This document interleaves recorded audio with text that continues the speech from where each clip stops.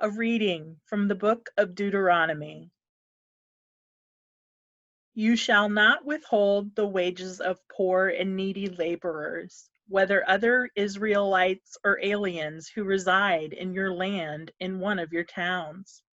You shall pay them their wages daily before sunset, because they are poor and their livelihood depends on them. The economy must serve people.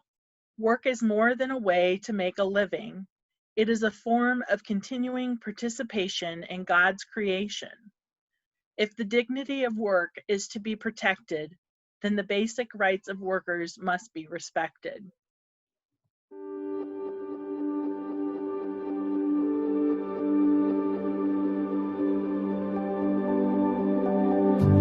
For us as believers, the dignity of work comes out of a whole theology of creation.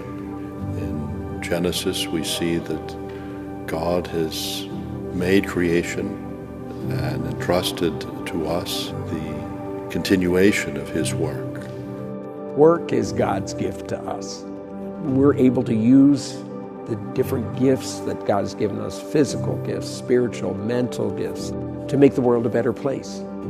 Because the church recognizes that every person is created in God's image and likeness and therefore has inherent dignity, we also recognize that work exists for people. People don't exist for work. So recognizing the rights of workers is one of the ways that we honor the dignity of every person.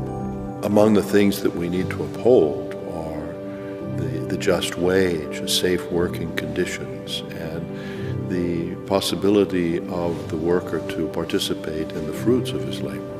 Catholic teaching holds that workers have the right to dignified work, as well as to time for leisure and rest, and they have the right to benefits such as sick leave and maternity leave and paternity leave and health care.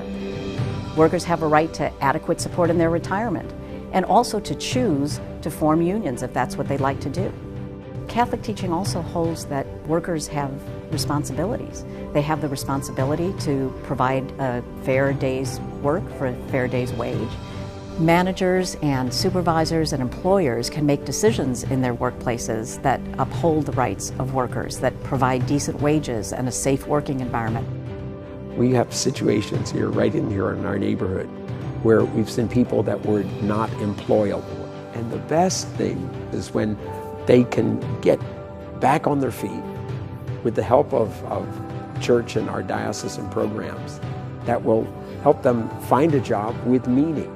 All of a sudden the neighborhood gets better, they feel great about themselves, and there's a harmony that's created that really shows the dignity of work.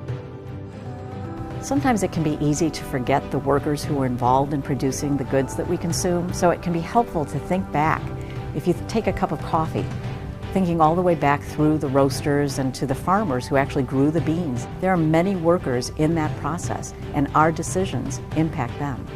It's important that our people be informed about the different issues around work in our society and try to promote just laws and talk to people about the importance of respecting workers' rights. As consumers, we need to be aware that really every purchasing decision is a moral decision. We can purchase ethically produced products or fair trade products. We can purchase locally and support local farmers, for example. All Catholics need to be aware that this is part of the way that we live our life of discipleship by promoting human dignity, defending the workers' rights, and looking for ways to make our society more attentive to the needs of those who are most vulnerable.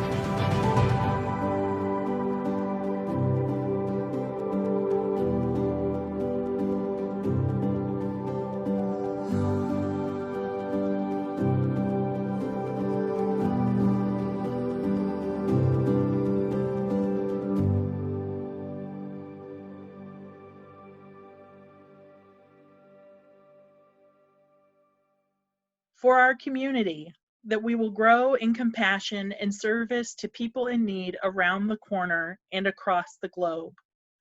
May our systems of commerce and trade be opportunities for fellowship and service, and a chance to understand more fully the struggles of artisans and farmers and workers who make the products we enjoy.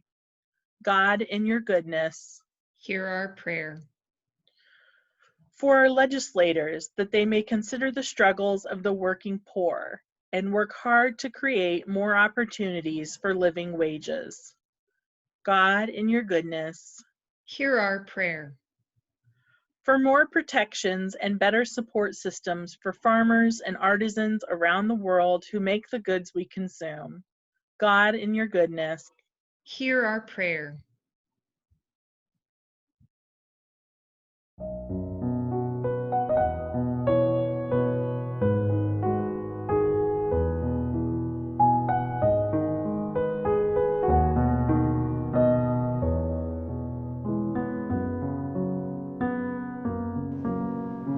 Thus says the Lord, you are my own, with whom I am pleased, and whom I uphold. For you shall not shout, you shall not cry, but upon you my spirit shall lead and guide. I am calling you by name, for the victory of justice. Behold, I send you forth as a covenant of love, as a covenant of peace, as a light for all the world to see.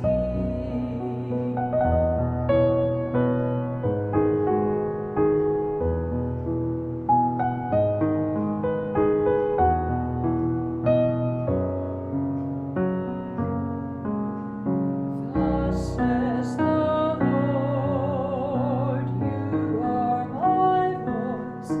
Come and speak in my name to the ones who are deaf, and open the eyes of those who are blind.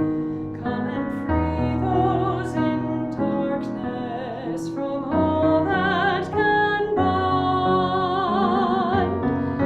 I am calling you by name, for the victory of justice. Behold, I send you forth as a covenant of love, as a covenant of peace, as a light for all the world to see.